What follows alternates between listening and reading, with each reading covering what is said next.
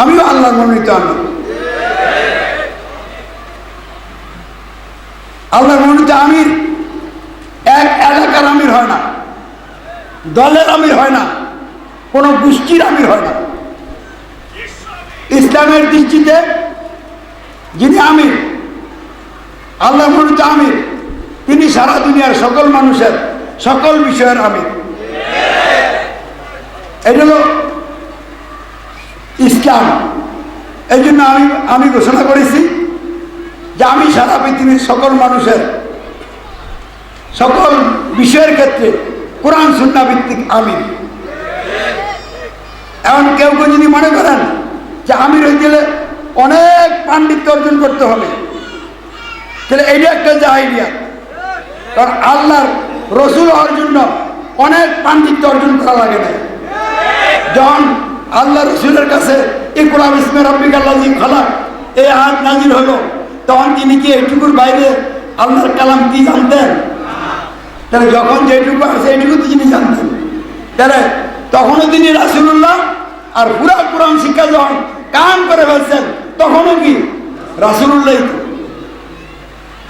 রাষ্ট্রীয় ক্ষমতায় আসার পরও রাসূলুল্লাহ, আবার রাষ্ট্রীয় ক্ষমতায় আসার আগেও কি রাসূলুল্লাহ।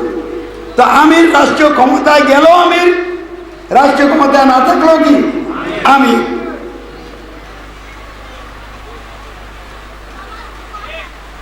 তাহলে এই কথা অর্থ কি দাঁড়ায়? আপনারা যারা এখানে সকলে আছেন, আমাকে আমির যারা মানেন তাদেরও আমি আমির, আর যারা মানেন না তাদেরও আমি আমির। আপনি মানলো আমির, না মানলো আমির।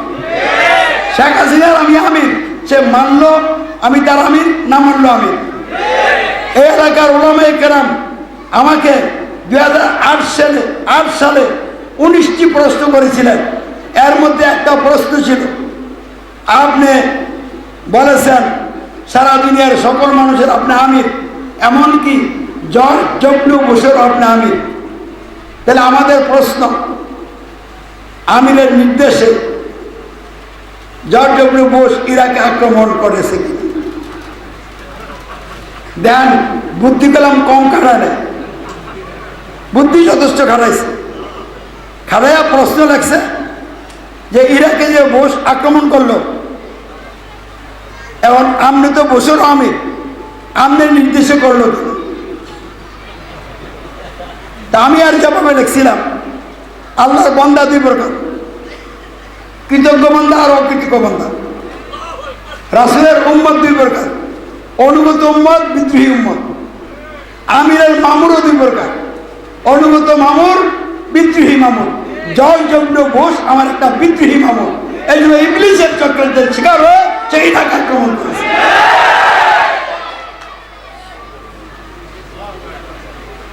উত্তরের পর আর হুজুররা সামনে আগায় নাই।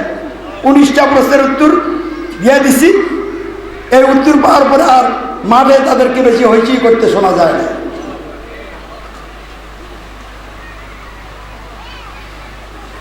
তবে আমি এইটুকু উদাহরণ মনে আছে, কেউ যদি বলেন সাহস করে যে আপনি না, আমি সারা পৃথিবীর সকল মানুষের আমির, আমি আপনাকে মেনে নিলাম, সমস্যা কোথায়? কারণ একজনকে আমির মানতে হবে, যাকে তাকে তো মানা যাবে না। ইসলামের দৃষ্টিতে আমির হইলে তো তাকে মানতে হবে। আমি না হইলে আপনি হন, কিন্তু হওয়ার সাহস যোগ্যতা নাই। কারণ বাড়ি গাড়ির মোহে, টাকা পয়সার মোহে আর জাহিলাতের ভয়ে তারা ভীত সন্ত্রস্ত। এরা হবে কি করে আমির?